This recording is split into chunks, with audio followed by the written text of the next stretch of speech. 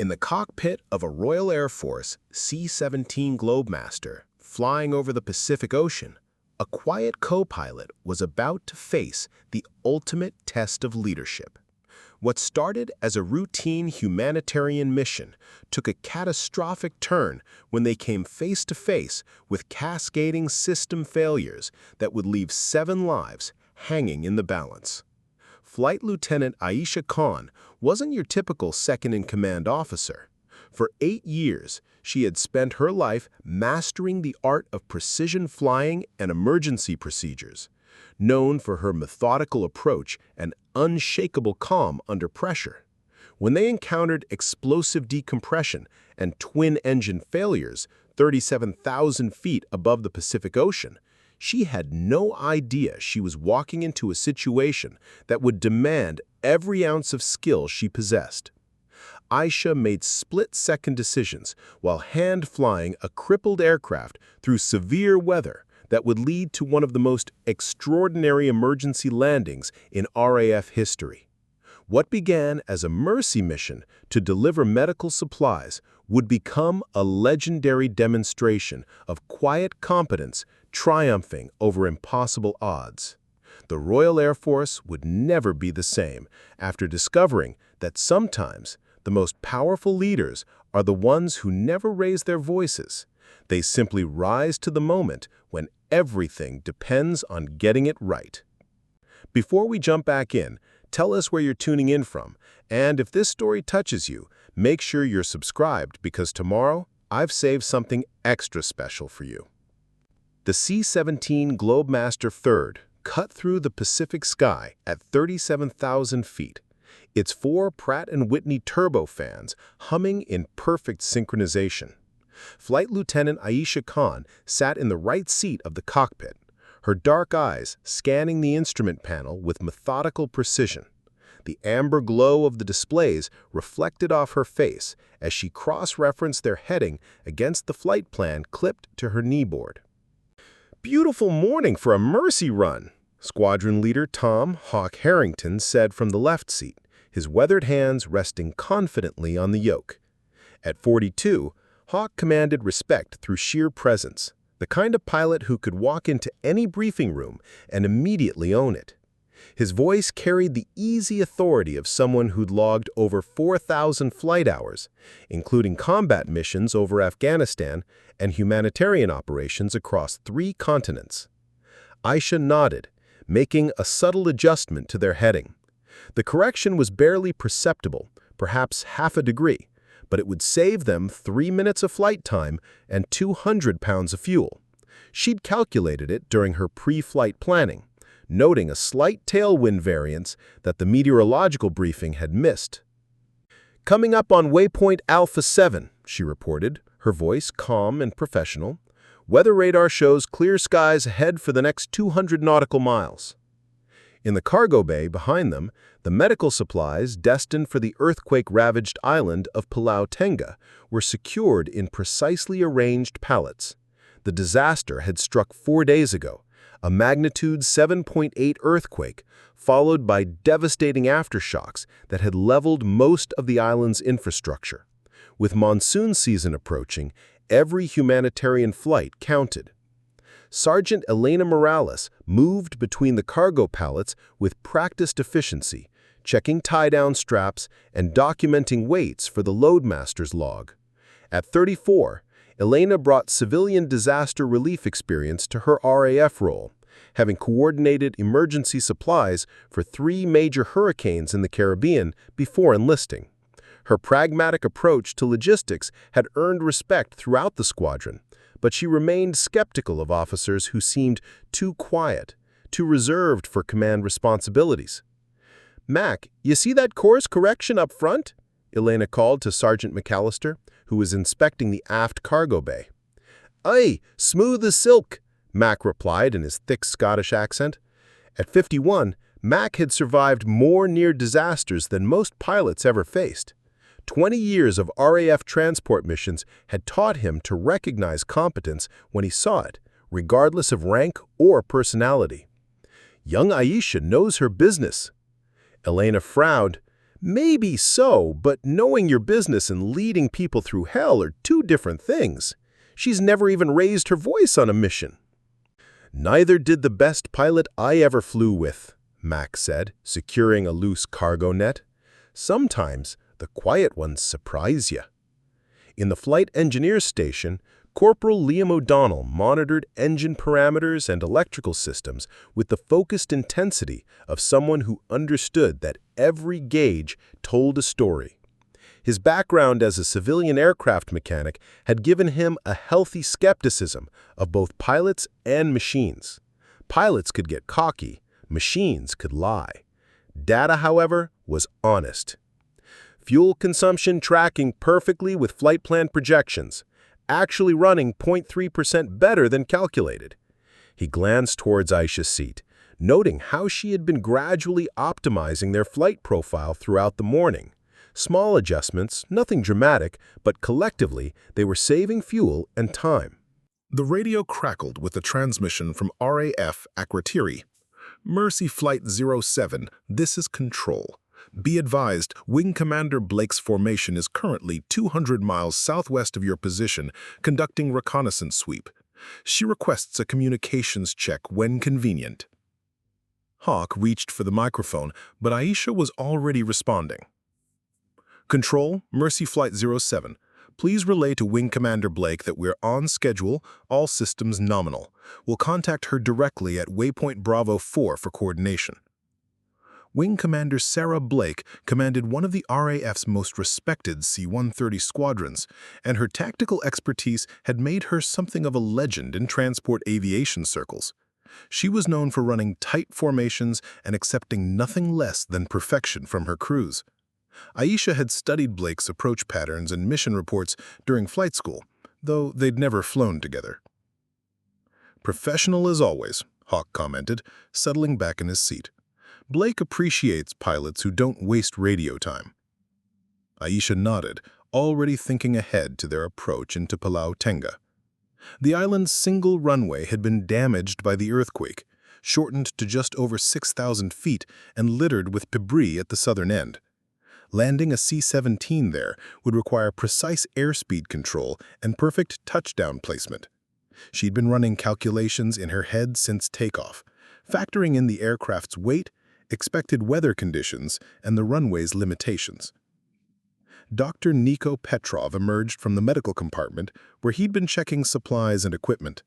The Bulgarian trauma surgeon had joined NATO humanitarian missions after completing his residency in Sofia, driven by a desire to use his skills where they were needed most. His methodical approach to emergency medicine complemented the military's structured operations. "Everything secure back there, Doc?" Hawk asked. "All medical supplies properly stored. I've also prepared emergency kits in case we encounter casualties on the ground. The island's medical facilities were severely damaged." Aisha consulted her weather radar display, noting the formation of cloud systems 300 miles ahead. The meteorological briefing had predicted scattered thunderstorms developing throughout the afternoon, but the radar suggested they might be building up faster than expected. It was the kind of detail that separated good pilots from exceptional ones, the ability to read weather patterns and anticipate problems before they became critical. "Huck, I'm seeing some weather development ahead of schedule," she said, highlighting the returns on the radar scope. "Nothing severe yet, but we might want to request a slight altitude change to stay clear of the worst buildups." Hawk leaned over to examine the display. The clouds were still hours away from their route, but Aisha was right. They were developing more rapidly than forecasted. It was the kind of detail that separated good pilots from exceptional ones, the ability to read weather patterns and anticipate problems before they became critical. "Good eye," he said. "Keep monitoring it. We'll adjust course if necessary." The flight had been routine so far, exactly what they had hoped for. The C-17 was performing flawlessly, the weather was cooperating, and their timeline remained on schedule. In 3 hours, they'd be delivering life-saving medical supplies to people who desperately needed them. It was the kind of mission that reminded everyone why they'd joined the RAF in the first place. Elena finished her cargo inspection and headed forward to the crew compartment, where Mac was reviewing approach charts for Palau Tenga. Tight landing coming up, Mac observed, running his finger along the runway diagram. 6,200 feet, assuming we can use the full length.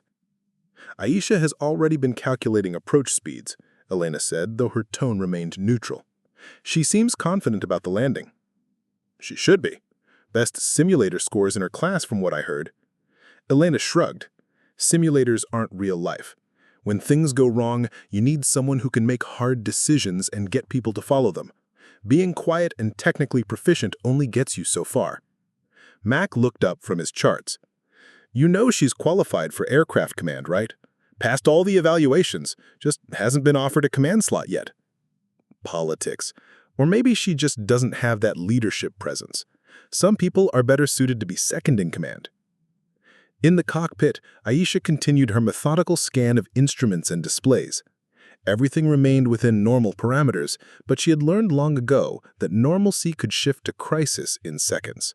Her training had emphasized constant vigilance, always staying ahead of the aircraft and anticipating the next phase of flight. The radio brought another transmission from RAF control.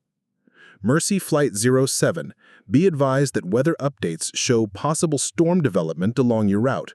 Current forecast remains valid, but monitor conditions closely. Roger, Control. We're tracking weather buildup approximately 300 miles ahead. We'll advise if course deviation becomes necessary. She glanced at Hawk, who was reviewing the flight plan. The man was undoubtedly skilled, but he had a tendency to rely on standard procedures and established protocols. There was nothing wrong with that approach. It had served him well throughout his career, but Aisha had learned to think beyond the manual, to consider possibilities that weren't covered in standard operating procedures. The weather radar updated again, showing the cloud formations continuing to intensify. They were still hours away from any impact, but Aisha's instincts suggested this would become more than just scattered thunderstorms. The barometric pressure readings, wind patterns, and cloud development all pointed towards a more significant weather system than originally forecasted. Liam, she called back to the flight engineer. What's our fuel status looking like for extended routing? If we need to deviate around weather, I want to know our options. Liam consulted his calculations. We've got comfortable reserves, could handle up to 50 extra nautical miles without any issues, maybe 100 if we optimize power settings. It was the kind of forward thinking that Mac had noticed throughout the flight. While Hawk focused on the immediate flight profile, Aisha was constantly running contingency scenarios, thinking 3 steps ahead. It was a sign of mature aviation judgment, the kind that developed through experience and careful study. The morning continued peacefully, with the C-17 maintaining its steady course across the Pacific. The crew settled into the rhythm of a long-range flight. Regular instrument checks, position reports, and quiet conversation. But beneath the routine, Aisha's weather radar continued to show developing storm systems that looked increasingly unlike the scattered thunderstorms in their briefing. She made another small course adjustment, optimizing their track for fuel efficiency while maintaining clearance from the building weather. The change was subtle enough that most pilots wouldn't have bothered, but it would position them better for whatever the afternoon might bring. In her quiet, methodical way, Flight Lieutenant Aisha Khan was already preparing for challenges that hadn't yet materialized. 2 hours into the flight, the weather ahead was no longer a distant concern. What had appeared as scattered cloud formations on the radar now towered into massive thunderheads, their anvil tops spreading across 40 miles of their planned route. The meteorological briefing's prediction of scattered afternoon thunderstorms was proving to be a dangerous underestimation. Control, Mercy Flight 07 requesting altitude change to flight level 410 to top this weather system, Hawk transmitted, his voice maintaining professional calm despite the impressive wall of clouds building ahead. Mercy Flight 07, cleared to flight level 410. Be advised, other aircraft in your area are reporting moderate to severe turbulence below 40,000 feet.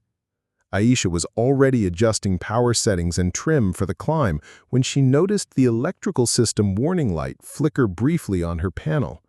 It was barely perceptible, just a momentary amber glow, but in aviation, momentary warnings often preceded significant problems. "Liam, I'm seeing occasional electrical fluctuation up here. Nothing consistent, but worth monitoring." Liam immediately shifted his attention to the electrical system displays. "Roger, I see it too. Voltage is varying slightly from normal parameters. Could be weather-related static buildup, but I'll keep watching it." The C-17 climbed steadily through 39,000 feet, the turbulence increasing noticeably as they approached the cloud deck. Hawk gripped the yoke more firmly, maintaining heading as the aircraft bucked through moderate chop. "Mac, Elena, secure everything back there," he called over the intercom. "We're about to hit some rough air." In the cargo bay, Elena and Mac moved quickly to double-check their tie-downs and secure any loose equipment. Dr. Petrov emerged from the medical compartment, grabbing handholds as the aircraft shuddered through another patch of turbulence. "How much worse is this going to get?" Elena asked Mac, having to raise her voice over the increasing noise of stressed airframe and straining cargo straps. "Depends on how smart our pilots are about routing," Mac replied, but his weathered face showed concern. In 20 years of transport flying, he'd learned to distinguish between normal turbulence and the kind that threatened aircraft integrity. The C-17 broke through 40,000 feet and immediately encountered a wall of turbulence that threw everyone against their restraints. Warning lights illuminated across the instrument panel as the aircraft's system struggled to cope with the violent motion. "Jesus!" Hawk muttered, fighting to maintain control as the aircraft pitched and rolled through the invisible maelstrom. Aisha's hands moved across her panel with practiced efficiency, monitoring engine parameters and flight controls. "All engines stable, hydraulic nominal," she reported, though her voice was tight with concentration. "Flight controls responding normally." That's when the overhead panel exploded. The decompression was sudden and violent. A maintenance access panel that had been improperly secured during their last inspection blew out with a sound like a gunshot, sending tools and debris flying through the cockpit. The panel's sharp edge caught Hawk across the forehead as it tore loose, opening a gash that immediately began bleeding profusely. "Emergency descent!" Aisha shouted over the howling wind, her hands already moving to don her oxygen mask. The cabin altitude alarm was screaming, but her training had kicked in automatically. In less than 3 seconds, she had her mask secured and was reaching for the emergency descent checklist. Hawk slumped forward, blood running down his face, his oxygen mask dangling uselessly. The blow had stunned him, and at 40,000 feet, even a few seconds without oxygen could cause serious impairment. "Doc, get up here now!" Aisha called over the intercom, while simultaneously beginning an emergency descent. The autopilot had disengaged when the decompression occurred, leaving her to hand-fly the aircraft through severe turbulence while managing multiple system failures. Dr. Petrov fought his way forward through the cargo bay, struggling against the aircraft's violent motion and the effects of rapid decompression. When he reached the cockpit, he immediately assessed Hawk's condition while trying to maintain his own balance. "Head injury, possible concussion," he announced, applying pressure to the wound. "The decompression may have caused oxygen deprivation. He needs immediate medical attention." Aisha was already descending through 35,000 feet, fighting to maintain control as the aircraft bucked through the storm system. The overhead panel failure had damaged several electrical connections, causing intermittent failures in the navigation and communication systems. "Liam, I need a full electrical system status report," she called back to the flight engineer, her voice steady despite the chaos surrounding them. Liam was studying his panels intently, trying to make sense of the cascade of warning lights and failed systems. "Primary navigation computer is offline. Backup systems are functioning, but intermittent. We've lost VHF radio 1, and the GPS is cycling on and off." Elena appeared in the cockpit doorway, her face pale but determined. "Max, securing the cargo. What do you need from us?" "Get everyone strapped in and prepare for continued severe turbulence," Aisha replied, leveling off at 25,000 feet. "We're going to hand-fly this until we can get our system stabilized." Dr. Petrov was working to stabilize Hawk's condition, but the squadron leader remained only semi-conscious, clearly unable to resume his duties. "He needs to remain still," the doctor announced. "Any movement could worsen the head injury." The reality of their situation was becoming clear. They were flying a partially disabled aircraft through severe weather with their commanding pilot incapacitated and multiple system failures degrading their navigation and communication capabilities. By regulation and common sense, Flight Lieutenant Aisha Khan was now in command of the mission.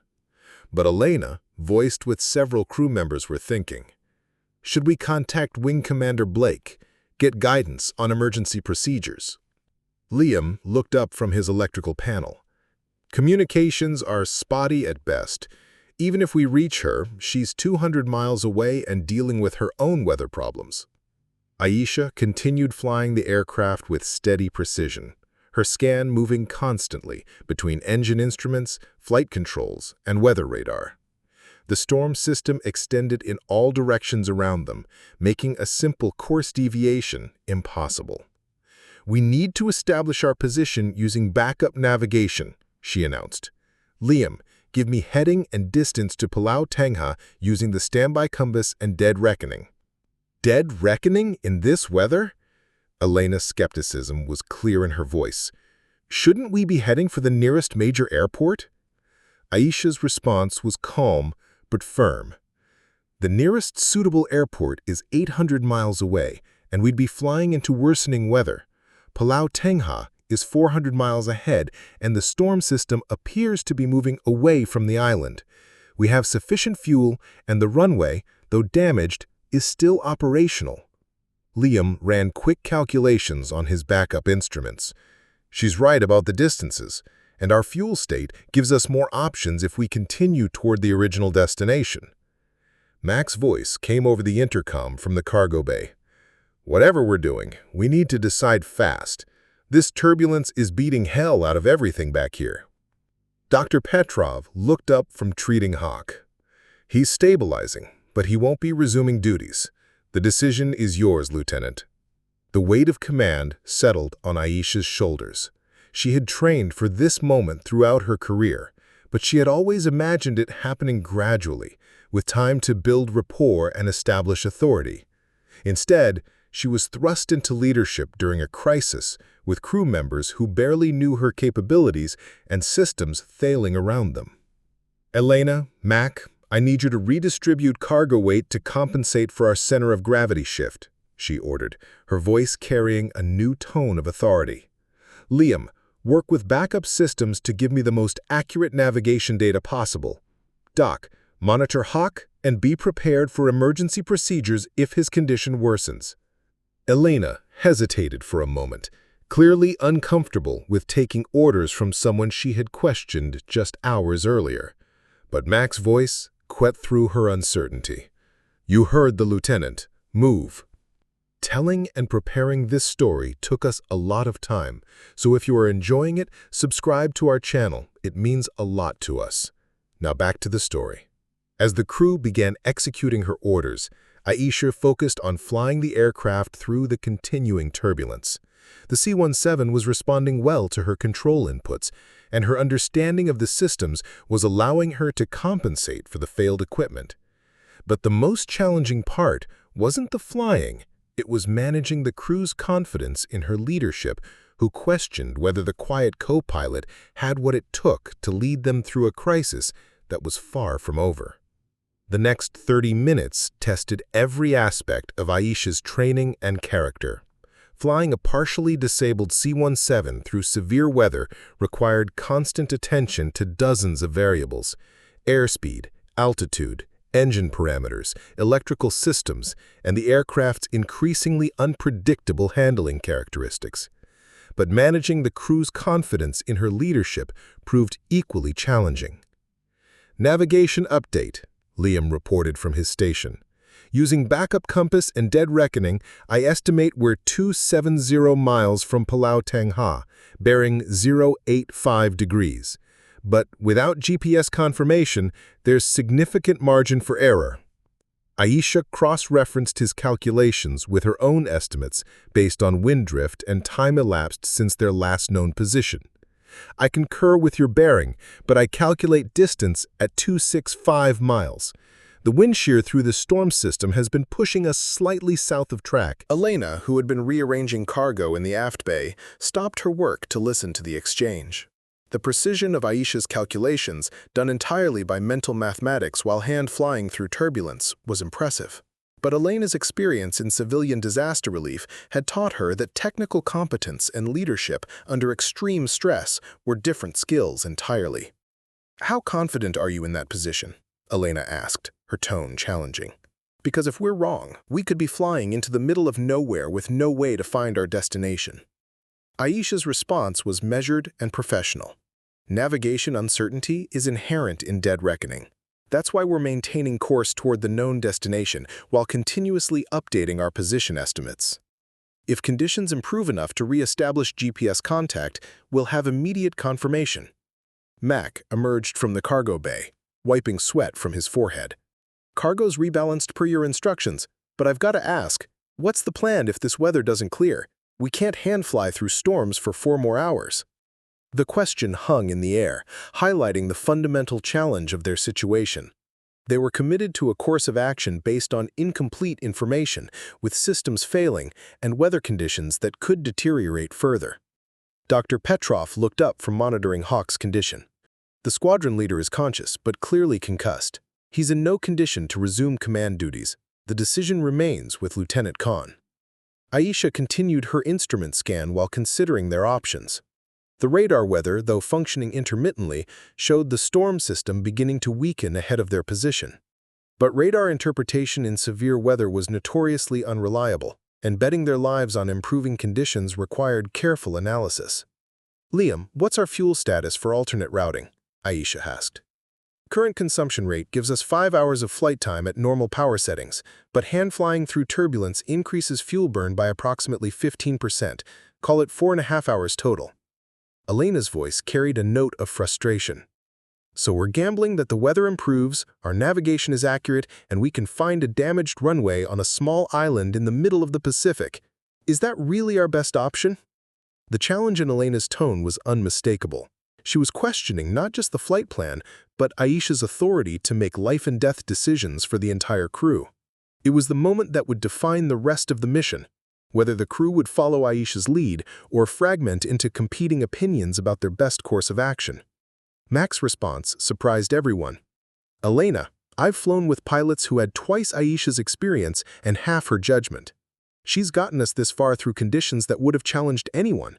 What's your alternative plan?" Elena fell silent, recognizing that criticism without viable alternatives was counterproductive. But her body language still conveyed skepticism about following someone she barely knew through an increasingly dangerous situation. Aisha chose that moment to demonstrate the kind of decision-making that separated competent pilots from exceptional ones. "I'm going to establish radio contact with Wing Commander Blake's formation. Even with our communication problems, we should be able to coordinate position reports and get confirmation of weather conditions ahead." She switched to the backup radio system and began transmitting on the emergency frequency. Any station, this is Mercy Flight 07, declaring Pan-Pan. We have multiple system failures and require assistance with navigation and weather information." Static filled the cockpit for nearly a minute before a familiar voice broke through. "Mercy Flight 07, this is Bulldog Lead. Wing Commander Blake responding to your Pan-Pan call. What is your status?" The relief in the cockpit was palpable. Sarah Blake's formation was still within radio range, and her reputation for tactical expertise meant they'd get accurate, professional assistance. "Bulldog Lead, Mercy Flight 07, we've suffered decompression damage with electrical system failures. Primary navigation offline, commanding pilot incapacitated. Currently maintaining course for Palau Tenga using dead reckoning navigation. Request weather information and position confirmation if possible." Sarah Blake's response came immediately. "Mercy Flight 07, understand you have emergency conditions. We're currently 180 miles southwest of Palau Tenga. Weather radar shows storm system beginning to dissipate east of the island. Runway conditions reported as usable but shortened. Who is in command of your aircraft?" The question everyone had been avoiding was now directly posed by one of the RAF's most respected squadron leaders. Aisha keyed the microphone with steady confidence. "Bulldog Lead, Flight Lieutenant Khan has assumed command. Squadron Leader Harrington is receiving medical attention." A pause followed before Blake's voice returned, her tone noticeably different. "Roger, Lieutenant Khan. I've reviewed your training records and simulator performance. You're cleared for independent command decisions. What assistance do you require?" Elena's expression changed dramatically. Wing Commander Blake's implicit endorsement of Aisha's capabilities carried significant weight. Blake was known for demanding excellence and never offering praise lightly. If she trusted Aisha's judgment, perhaps Elena's skepticism was misplaced. Bulldog Lead, request you monitor our progress and provide position updates as available. We're maintaining course for Palau Tenga with estimated arrival in 3 hours. Roger, Mercy Flight.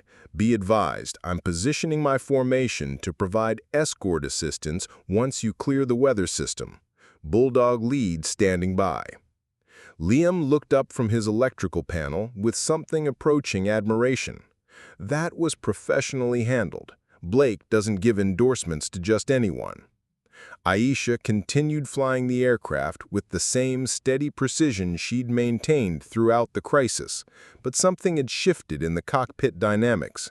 Elena moved forward to study the navigation charts, no longer questioning Aisha's calculations, but offering to assist with position plotting. "If your dead reckoning is accurate, we should start picking up the island's radio beacon in about 90 minutes, Elena said, pointing to the chart. "That'll give us definitive position confirmation." Mac emerged from the cargo bay with an update. "Everything's secure back there, the turbulence is lessening, and we're maintaining good aircraft balance. What's our ETA?" 2 hours, 45 minutes to Palau Tenga, assuming current conditions. Weather ahead appears to be improving based on Wing Commander Blake's reports. Dr. Petrov checked Hawk's condition again. "He's stable, but will need proper medical evaluation once we land. No complications, but he definitely can't resume duties."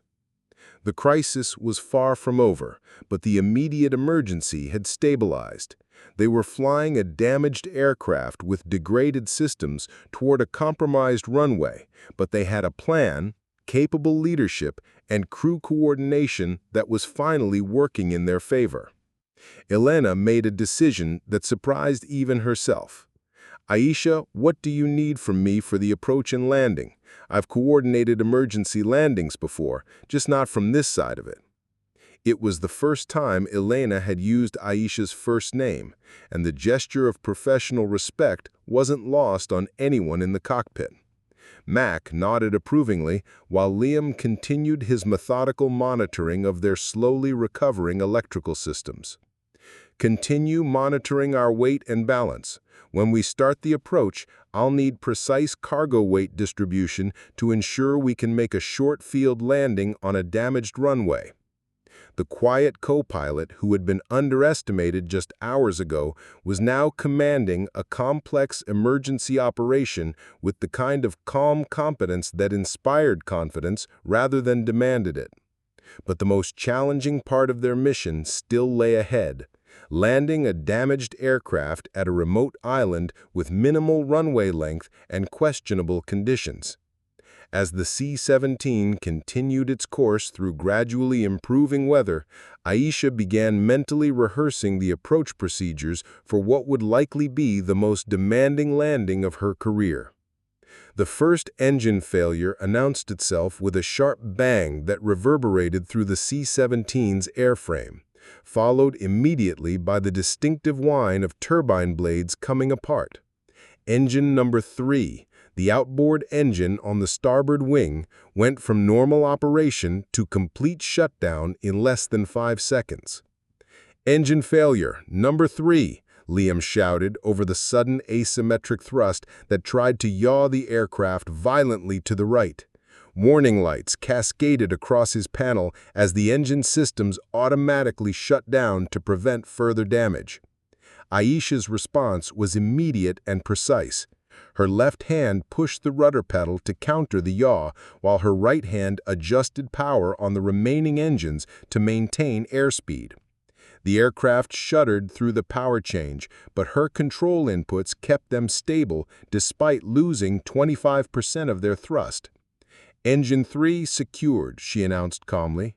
"Continuing on 3 engines. Liam, give me performance calculations for our current weight and altitude." Elena braced herself against the cargo bay bulkhead as the aircraft's motion changed dramatically. The smooth flight of an hour ago was now a constant battle against asymmetric forces, and she could feel the strain in the airframe as Aisha fought to maintain control.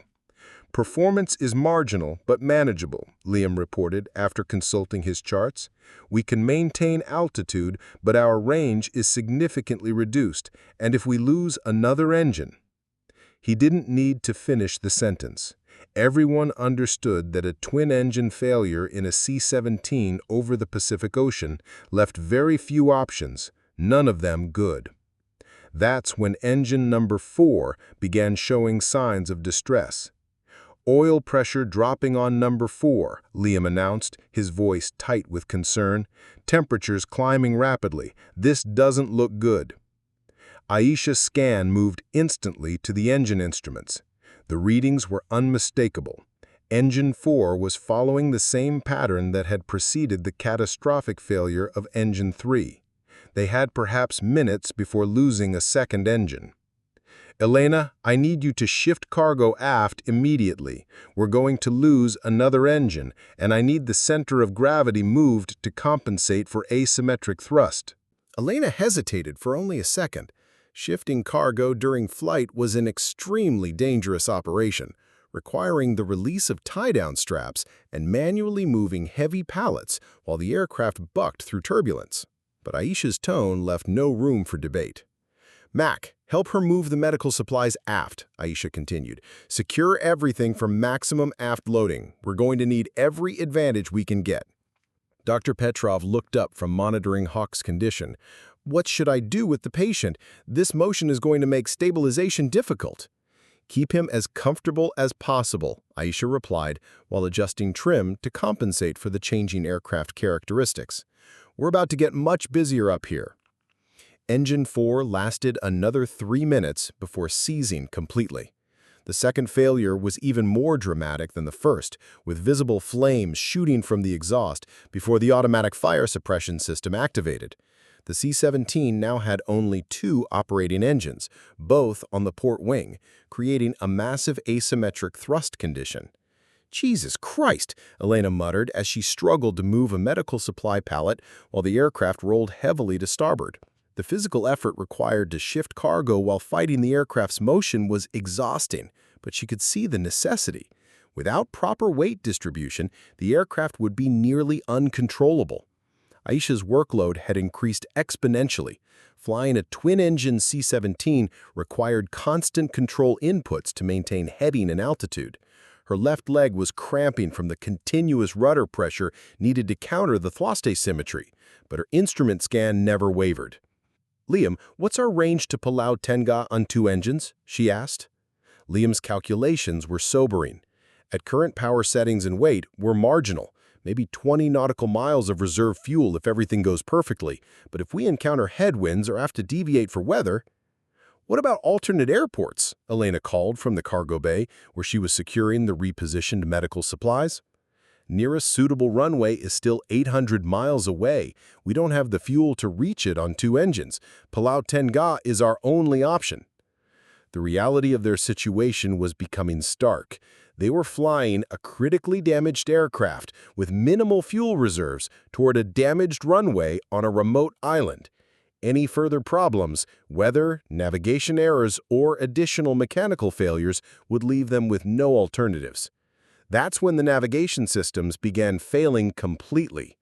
"Primary and backup GPS are offline," Liam reported, as more warning lights illuminated his panel. "The electrical damage from the decompression is cascading through other systems. We're down to compass navigation and dead reckoning." Mac's voice came over the intercom from the cargo bay. If we're navigating by compass alone, how do we know we're even heading toward the right island? There are dozens of small islands in this area. The question highlighted their most serious problem. Without GPS confirmation, they were flying blind toward a destination they couldn't positively identify. In the vast Pacific, being off course by even a few degrees could mean missing their target entirely. Aisha's response demonstrated the depth of her preparation. I've been tracking our position manually since the first engine failure. Based on wind drift calculations and elapsed time, I estimate we're currently 140 miles from Palau Tengah, bearing 092 degrees. You've been doing navigation calculations while flying this crippled aircraft? Elena's voice carried a note of amazement. It's called situational awareness, something they don't teach in civilian flying. Liam cross-referenced Aisha's calculations with his own estimates. Her numbers match mine, but without electronic confirmation, we're still operating on educated guesswork. The radio crackled with a weak transmission. Sarah Blake's voice came through heavy static. Mercy Flight, this is lead. What your status? Bulldog lead, Mercy Flight 07. We've lost 2 engines and most navigation equipment. Currently navigating by dead reckoning toward Palau Tengah. Request assistance with position confirmation and approach guidance. The static was overwhelming, making Sarah's response nearly intelligible. Copy your emergency. Attempting to visual contact. Maintain current heading. Did she say visual contact? Elena asked hopefully. Aisha adjusted their heading slightly based on her navigation calculations. She's trying to intercept us for visual formation. If we can link up with her aircraft, she can guide us to the island. Dr. Petrov checked Hawk's condition again. The squadron leader was conscious but clearly disoriented from his head injury. He's asking about the situation, Dr. Petrov reported. Should I brief him? Tell him we're handling the emergency and proceeding to destination, Aisha replied. No need to worry him with details he can't influence. Elena finished securing the cargo and moved forward to the cockpit. The view from the windows showed nothing but Pacific Ocean stretching to the horizon in all directions.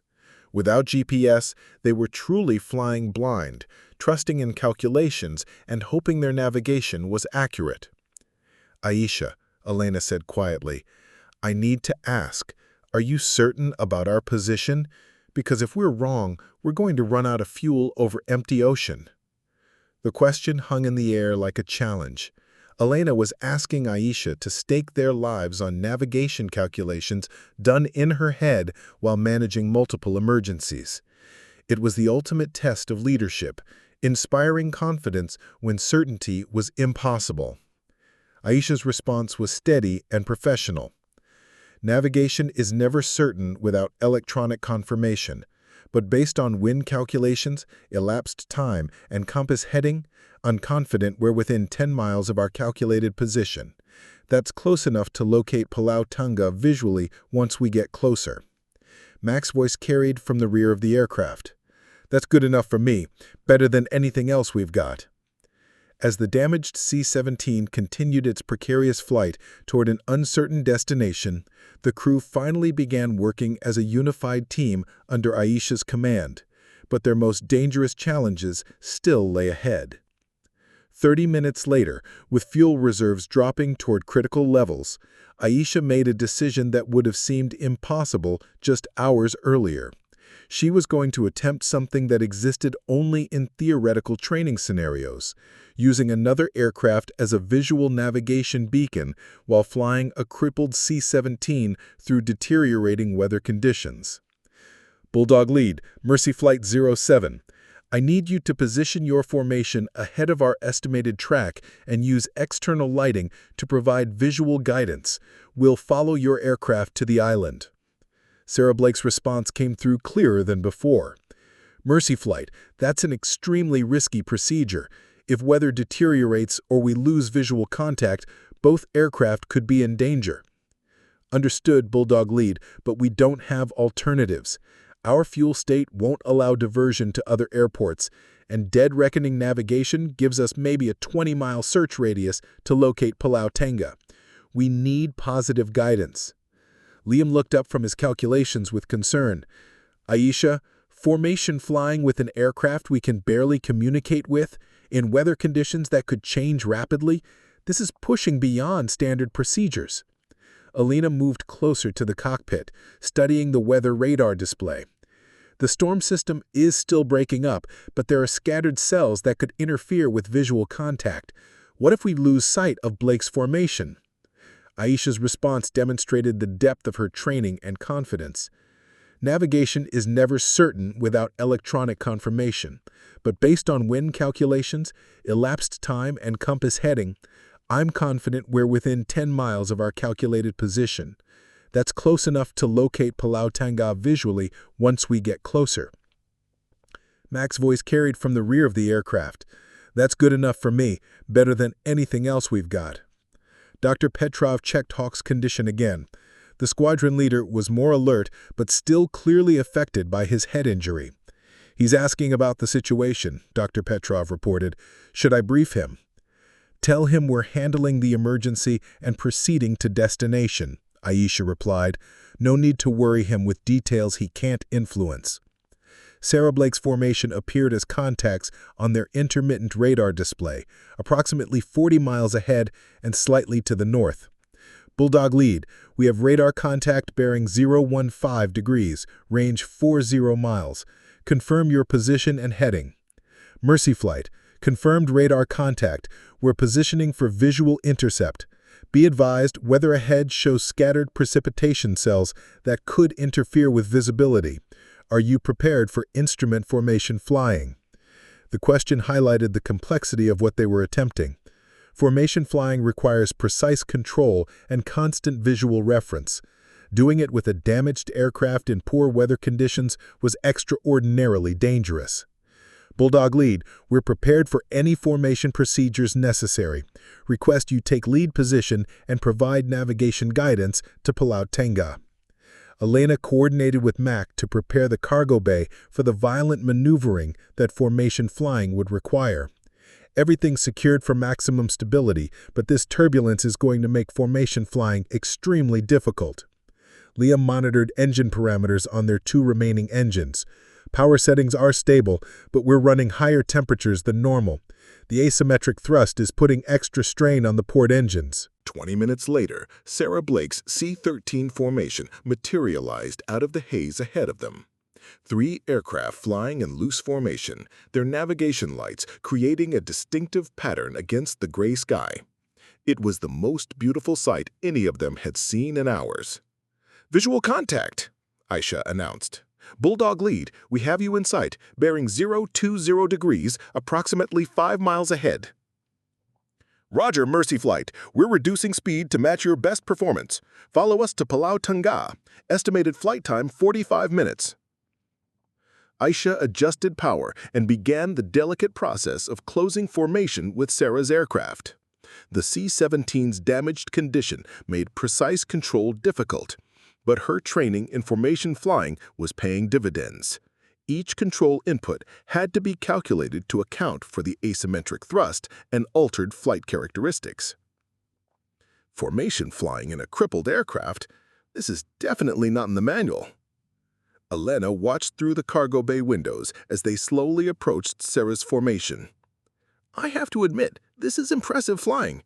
Most pilots wouldn't even attempt this maneuver." "Most pilots haven't had Aisha's training," Mac observed. "She's logged more formation time than pilots with twice her experience." The formation join-up proceeded smoothly until a massive crosswind cell hit both aircraft simultaneously. The C-17 was pushed violently to starboard, directly toward Sarah's formation, while turbulence made precise control nearly impossible. "Brake right! Brake right!" Sarah's urgent transmission filled the cockpit as both formations maneuvered to avoid collision. Aisha applied maximum rudder and aileron to counter the wind shear, fighting to maintain separation from the other aircraft. The asymmetric thrust condition made the maneuver extremely dangerous, as too much control input could send them into an unrecoverable spiral.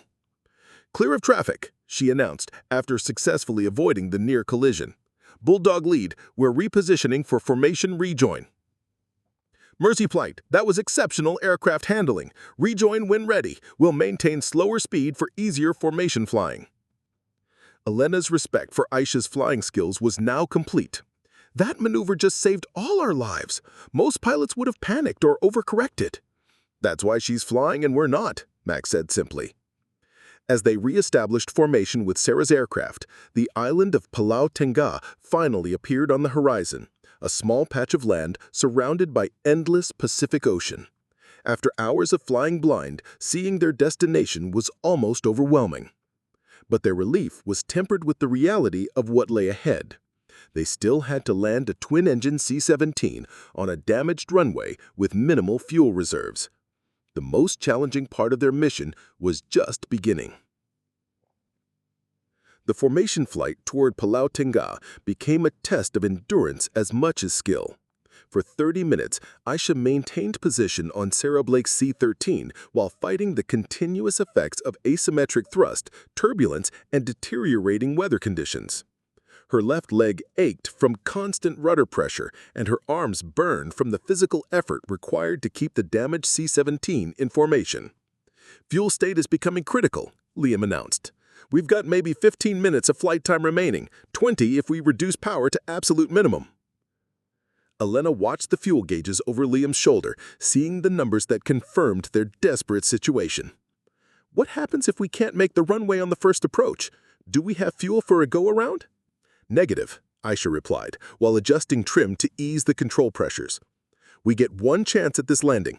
If we miss the approach, we'll be attempting a dead-stick landing or ditching in the ocean." Mac's voice came over the intercom from the cargo bay. "I'm briefing the crew for possible water ditching procedures, just in case things don't go as planned." Dr. Petrov checked Hawk's condition again. The squadron leader was conscious and aware of their situation, though still clearly affected by his head injury. "He's asking to see the approach charts," Dr. Petrov reported. "He wants to help with the landing." "Tell him to stay strapped in and let us handle the approach. His experience is valuable, but we can't risk his condition worsening during critical phases of flight." The crosswinds continued to buffet both formations as they approached the island. Aisha had to make constant corrections to maintain position on Sarah Blake's C-13. Each adjustment required precise coordination of rudder, aileron, and power to prevent the asymmetric thrust from destabilizing their flight path. "This is like flying formation in a hurricane," Elena observed, watching Aisha's constant control inputs. "How are you maintaining this precision with a damaged aircraft?" "Training and stubbornness," Aisha replied, with the first hint of humor she had shown during the entire crisis. "Plus the knowledge that we don't have any other options." Liam began actively assisting with the approach preparations, calling out airspeed and altitude changes to help Aisha maintain formation while monitoring engine parameters. "Port engines are running hot, but temperatures are still within acceptable ranges. We should be able to maintain power through the landing." Sarah Blake's voice came over the radio. "Mercy Flight, we're beginning descent for approach to Palau Tengah. Runway 09er is 6,200 feet long, but the first 800 feet are damaged and unusable. You'll need to touch down in the first third of the usable runway for a successful landing." The mathematics were sobering. A normal C-17 landing required approximately 4,000 feet of runway. With their reduced length and the need for precise touchdown placement, they had virtually no margin for error. "Understood, Bulldog Lead. We're prepared for a short field landing procedures."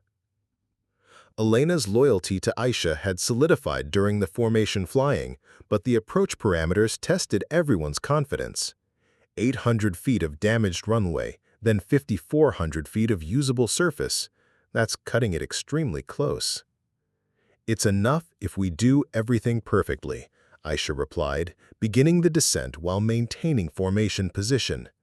"Liam, I need flaps and landing gear on my command. Elena, make sure everything in the cargo bay is secured for hard landing." Mac emerged from the cargo bay with an update. "All cargo secured for maximum impact protection. Medical supplies are strapped down and shock-mounted. We're as ready as we're going to be." As they descended through 3,000 feet, Palau Tengah's runway became visible, a narrow strip of concrete surrounded by dense jungle, with clear evidence of earthquake damage at the approach end. Emergency vehicles were positioned along the runway, their lights flashing in preparation for the critical landing. Bulldog lead, we have the runway in sight. Request you clear the approach path and provide wind information. Roger, Mercy Flight. Winds are 270 at 15 knots, gusting to 25. Surface is dry with good braking action on usable portions of runway. The wind conditions added another layer of complexity to an already challenging approach. The crosswind component would require careful control inputs during touchdown and rollout, while the gusting conditions could affect their approach stability. Liam called out their approach checklist items. Landing gear extended and locked. Flap set for short field landing. Approach speed calculated at 125 knots for current weight. Alina moved to a position where she could see the approach, her confidence in Aisha now complete. If anyone can make this landing, it's you. Just bring us home safely. Dr. Petrov secured all medical equipment and checked Hawk's restraints one final time. Patient is stable and secured for landing impact. We're ready back here. As they turned onto final approach, the damaged C-17 lined up with the narrow runway while Sarah Blake's formation cleared the airspace. The sight was both encouraging and intimidating. Their destination was finally within reach, but the precision required for a successful landing would test every aspect of Aisha's skill and experience. 1 mile final, Aisha announced, her voice steady despite the enormous pressure. All crew prepare for landing. The most critical 2 minutes of their lives were about to begin. Breaking through the last layer of scattered clouds at 800 feet, Aisha had her first clear view of the runway that would determine their fate. The earthquake damage was more extensive than the reports had indicated. Twisted concrete and debris fields marked the first quarter of the runway, leaving them with barely 5,000 feet of usable surface. Visual on the runway, she announced, fighting to keep the aircraft aligned despite gusting crosswinds that tried to push them off the approach path. Looks like we have less usable runway than reported. Liam's voice was tight with concern as he ran final calculations. At our current approach speed and weight, we need 4,800 feet minimum for a safe landing roll. That gives us a margin of exactly 200 feet. 200 feet? Elena's voice carried disbelief. That's not a margin, that's a prayer. Mac's response came over the intercom. I've seen Aisha land this bird on shorter runways in training. She'll get us down. The approach required constant corrections as wind shear and turbulence buffeted the aircraft. With only 2 engines providing thrust, and both on the port wing, every control input had to be precisely calculated to prevent the asymmetric power from destabilizing their descent path. 500 feet, Liam called out, monitoring their approach profile. On speed, on glide path, looking good. Sarah Blake's voice crackled over the radio. Mercy Flight, you're cleared to land runway 09. Emergency equipment is standing by. We're all rooting for you. Dr. Petrov secured the last of the medical equipment and checked Hawk's condition.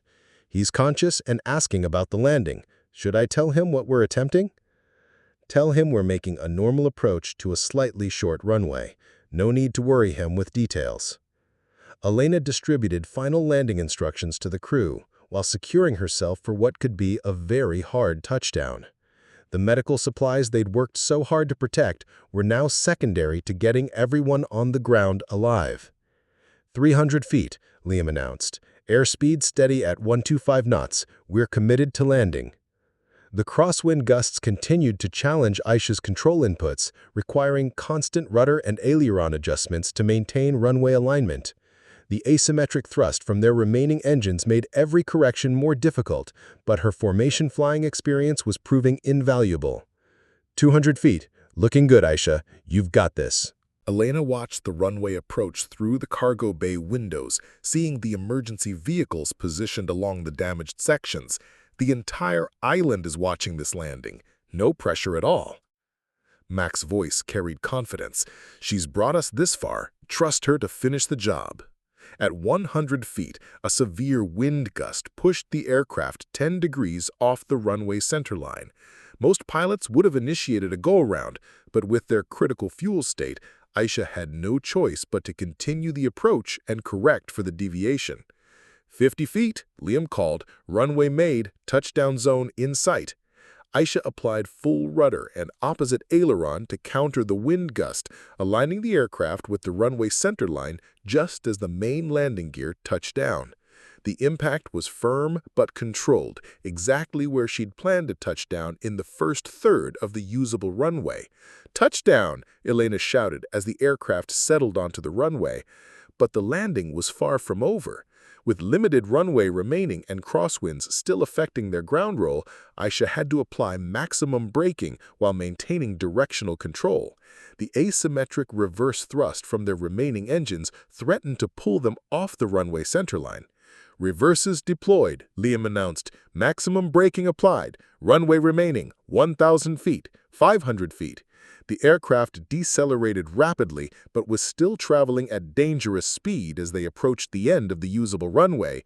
Emergency vehicles raced alongside them, ready to respond if they couldn't stop in time.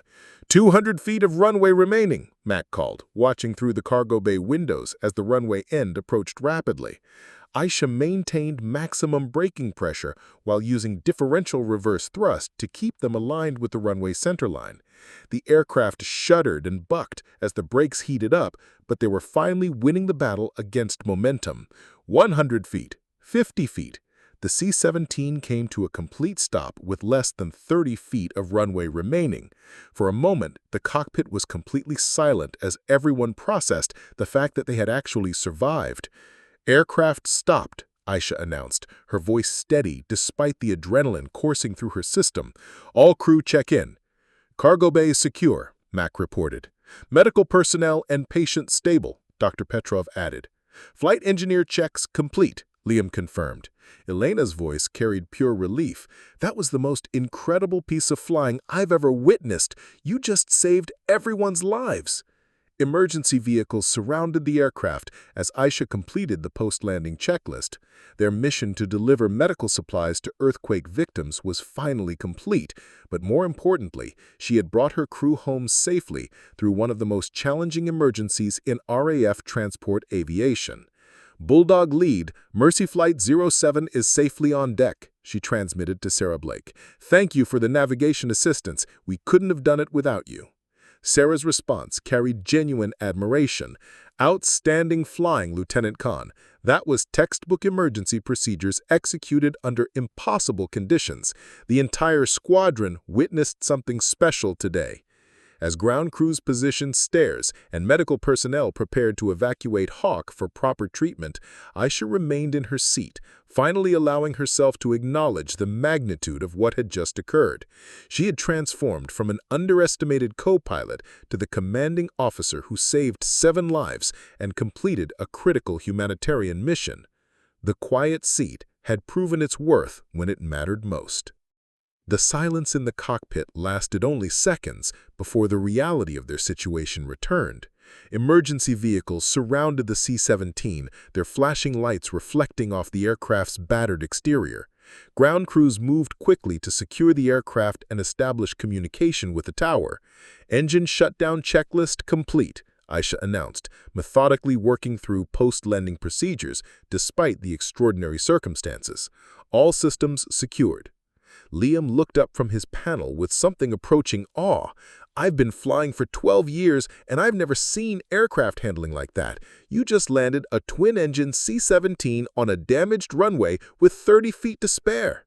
Ilya emerged from the cargo bay, her professional composure finally cracking as the full magnitude of their survival hit her. "Aisha, I owe you an apology. I questioned your leadership when I should have been supporting it. You just proved that quiet competence beats loud confidence every time." Dr. Petrov was preparing Hawk for medical evacuation, but the squadron leader was alert enough to speak. "Lieutenant Khan, that was textbook emergency flying. I couldn't have done better myself." The endorsement from Hawk carried significant weight. As a decorated RAF pilot with combat experience, his professional opinion would influence how the entire incident was evaluated by command. Mac opened the cargo bay doors as ground crews positioned equipment to offload their medical supplies. "The earthquake victims are going to get their medicine because you refused to give up. That's what this mission was really about." Island emergency personnel began coordinating the transfer of medical supplies while ensuring the crew received proper attention. The earthquake had damaged most of the island's infrastructure, but their arrival represented hope for the medical crisis that had developed since the disaster. Sarah Blake's voice came over the radio one final time. "Mercy Flight 07, Bulldog Lead is departing the area. Outstanding performance today, Lieutenant. Command will want a full debrief of your emergency procedures." Aisha acknowledged the transmission while completing final aircraft securing procedures. Even in the aftermath of crisis, she maintained the methodical approach that had gotten them through the emergency. Every checklist item was completed, every system properly shut down. "Ma'am," a ground crew supervisor approached her as she exited the cockpit. "Island Command wants to express their gratitude for completing this mission under impossible conditions. These medical supplies will save lives." The reminder of their humanitarian purpose provided perspective on the day's events. While the crew had focused on survival, their successful arrival meant critical medicine would reach earthquake victims who desperately needed it. The debrief took place in a temporary operations center that the island's emergency management team had established after the earthquake. Representatives from RAF Command had arrived within hours, along with accident investigation specialists who needed to understand exactly how the crew had survived their cascade of failures. Group Captain Williams, the senior RAF officer conducting the investigation, reviewed the preliminary reports with obvious amazement. "Lieutenant Khan, you executed emergency procedures that aren't covered in standard training. Formation navigation using another aircraft as a beacon, manual cargo redistribution during flight, dead stick approach to a damaged runway. Any one of these would be noteworthy. Accomplishing all three while maintaining crew coordination is exceptional." Elena sat beside Aisha during the debrief, no longer the skeptical loadmaster who had questioned her authority hours earlier. "Sir, I need to state for the record that Lieutenant Khan's leadership was flawless throughout the emergency. She earned the crew's trust through competence, not rank." Liam nodded agreement. Her technical knowledge and decision-making under pressure were outstanding. She calculated navigation solutions in her head while hand-flying a damaged aircraft through severe weather. Most pilots couldn't do one of those tasks, let alone both simultaneously. Mac added his perspective from 20 years of RAF experience. "I've flown with pilots who had twice her flight time but half her judgment. She made the right call every time, even when those calls seemed impossible." Dr. Petrov provided medical perspective on Hawk's condition and the crew's performance under stress. Squadron Leader Harrington sustained a serious concussion that would have incapacitated most people completely. Lieutenant Khan's assumption of command was not only appropriate, but necessary for mission success. Wing Commander Blake had arrived for the debrief, having diverted from her original mission to provide testimony about the formation procedures. The coordination required for visual navigation assistance while flying damaged aircraft was extraordinarily complex. Lieutenant Khan's communication and execution were flawless. Group Captain Williams reviewed the technical aspects of their emergency. The engine failures, electrical system damage, and navigation equipment loss created conditions that would challenge the most experienced crews. Your successful completion of the mission reflects exceptional training and leadership. Aisha remained characteristically humble throughout the recognition. "Sir, this was a crew effort. Everyone performed their duties under extreme conditions. The successful outcome resulted from teamwork, not individual performance." But Elena wouldn't let her deflect the credit entirely. She coordinated that teamwork while flying an aircraft that should have been unflyable. Her leadership made the crew effort possible. The official recognition came in a message from RAF headquarters that arrived during the debrief. Group Captain Williams read it aloud. "Flight Lieutenant Aisha Khan is hereby commended for exceptional airmanship and leadership during emergency operations. Her actions resulted in successful mission completion and the preservation of 7 lives under impossible conditions. She is offered immediate advancement to squadron command positions when medically and operationally appropriate." The room fell silent as the implication sank in. Aisha was being offered the kind of command opportunity that typically required years more experience and political maneuvering in the RAF hierarchy. Hawk, who had been released from medical observation for the debrief, spoke from his chair with obvious pride. "She's ready for it. Today proved that leadership isn't about rank or seniority, it's about competence under pressure." Sarah Blake added her endorsement. "I'll personally recommend her for any mission requiring tactical excellence and crew leadership. The RAF needs more officers like Lieutenant Khan." As the formal debrief concluded, the crew gathered privately to process what they'd experienced together. Elena approached Aisha with genuine respect. "I learned something important today about judging people by their style rather than their substance. You never raised your voice, never demanded obedience, but you earned more loyalty in 4 hours than some officers get in years." Elena watched the runway approach through the cargo bay windows, seeing the emergency vehicles positioned along the damaged sections. The entire island is watching this landing. No pressure at all. Mac's voice carried confidence. "She's brought us this far. Trust her to finish the job." At 100 feet, a severe wind gust pushed the aircraft 10 degrees off the runway centerline. Most pilots would have initiated a go-around, but with their critical fuel state, Aisha had no choice but to continue the approach and correct for the deviation. 50 feet, Liam called. "Runway made. Touchdown zone in sight." Aisha applied full rudder and opposite aileron to counter the wind gust, aligning the aircraft with the runway centerline just as the main landing gear touched down. The impact was firm but controlled, exactly where she'd planned to touch down in the first third of the usable runway. "Touchdown!" Elena shouted as the aircraft settled onto the runway. But the landing was far from over. With limited runway remaining and crosswinds still affecting their ground roll, Aisha had to apply maximum braking while maintaining directional control. The asymmetric reverse thrust from their remaining engines threatened to pull them off the runway centerline. "Reversers deployed," Liam announced. "Maximum braking applied. Runway remaining, 1,000 feet, 500 feet. The aircraft decelerated rapidly, but was still traveling at dangerous speed as they approached the end of the usable runway. Emergency vehicles raced alongside them, ready to respond if they couldn't stop in time.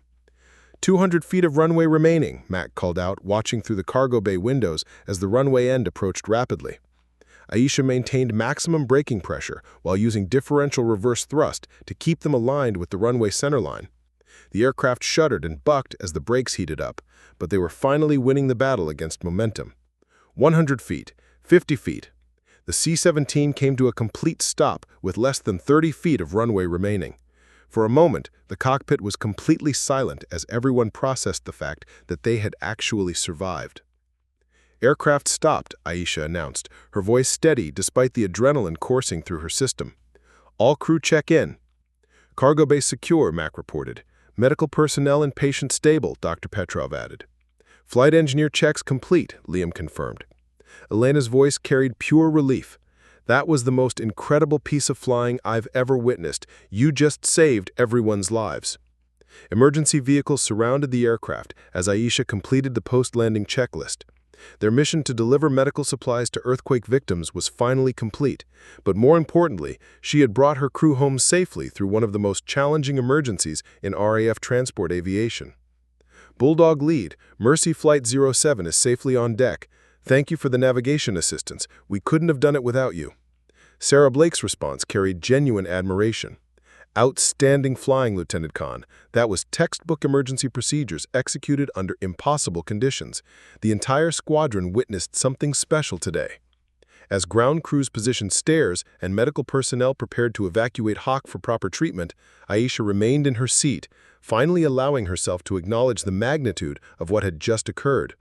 She had transformed from an underestimated co-pilot to the commanding officer who saved 7 lives and completed a critical humanitarian mission. The quiet seat had proven its worth when it mattered most.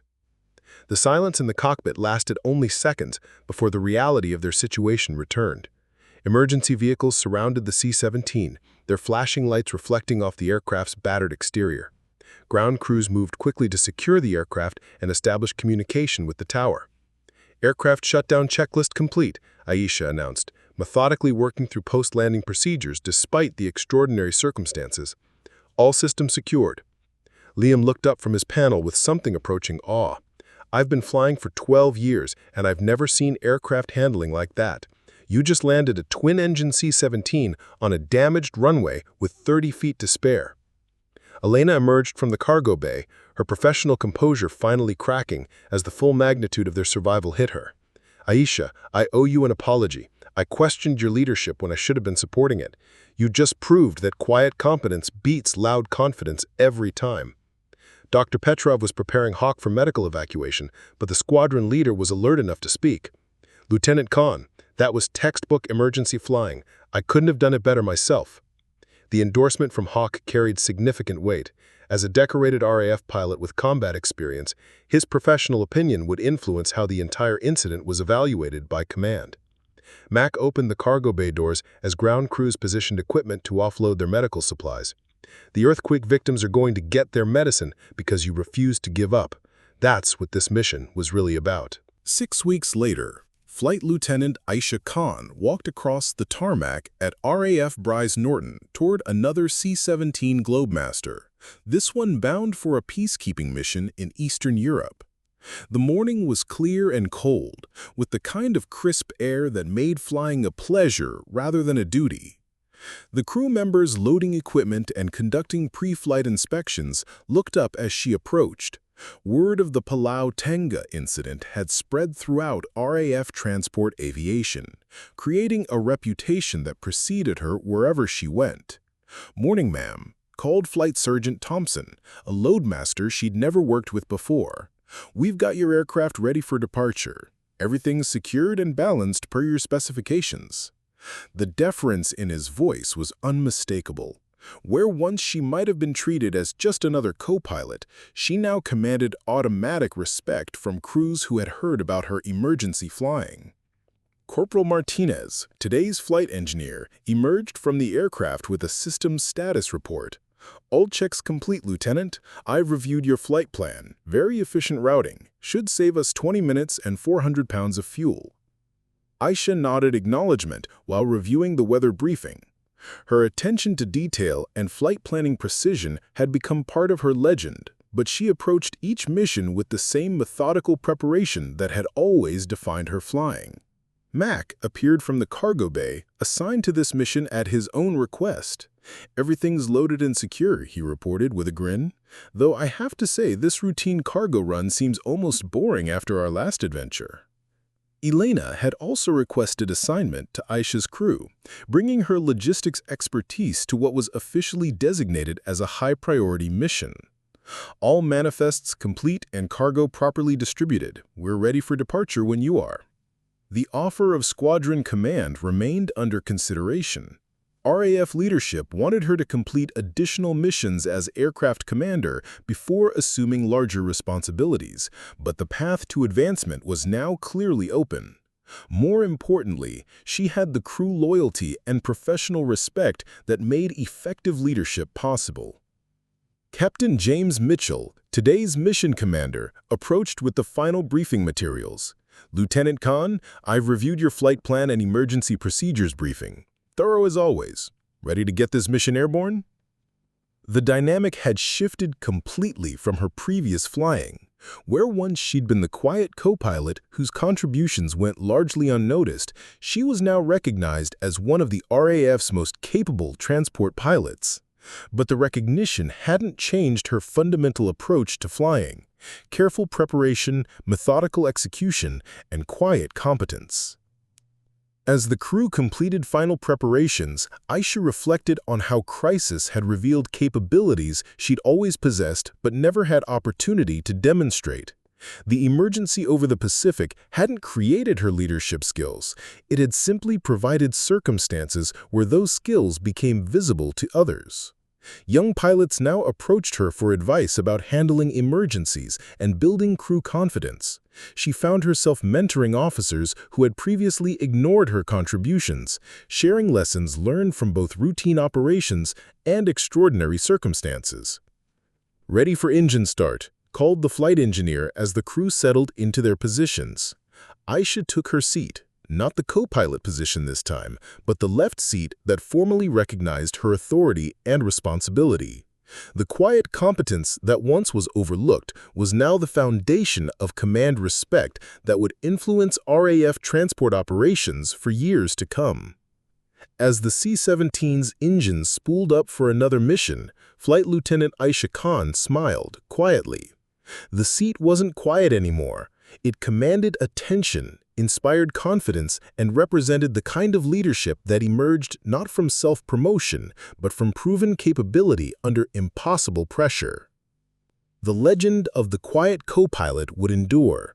But the woman who had earned that legend was no longer content to remain in the background. She had found her voice when it mattered most, and the RAF was better for it. Up next, we have 2 more incredible stories that are waiting for you. Just click the image you want to watch and it will take you there. If you enjoyed this video, make sure to subscribe. It would mean a lot. Somehow, no longer a secret shame hidden beneath the station, but an acknowledged part of Red Haven's defensive capabilities. "So," Milo said casually, "I suppose this means we'll need to expand the maintenance budget to include mech systems." Elena laughed, feeling lighter than she had in years. "Just basic upkeep, oil changes, actuator maintenance, weapon systems calibration. Nothing too complicated." "Elena," Milo said more seriously, 5 years ago, you came here to hide from being a soldier. What are you now?" Elena looked at Kova, then at the station that had become her home, then at the horizon where new challenges would inevitably appear. She was no longer the guilt-ridden exile who'd fled her past, but she wasn't the naive test pilot she'd been before tragedy taught her the weight of responsibility. "I'm Elena Marov," she said finally, "station mechanic, mech pilot, and someone who's learned that the best way to honor your mistakes is to make sure you never repeat them." Milo smiled. "Works for me." As the day progressed and normal operations resumed, Elena found herself dividing time between routine maintenance and the more complex task of integrating Kova into Red Haven's operational procedures. The mech would no longer be her secret burden, but an acknowledged tool for protecting the community that had given her the chance to become something better than her past. The future looked different now, not just for Elena, but for Red Haven Station itself. They were no longer an isolated outpost hoping to avoid corporate attention. They were a community that had proven its worth, defended its independence, and earned the right to determine its own destiny. And in the maintenance bay, beside a machine that embodied both redemption and readiness, Elena Marov continued the work she'd always done, keeping critical systems running, solving problems that didn't appear in any manual, and proving that sometimes the best solutions come from understanding both what you're working with and what you're working for. Up next, we have 2 more incredible stories that are waiting for you. Just click the image you want to watch and it will take you there. If you enjoyed this video, make sure to subscribe. It would mean a lot.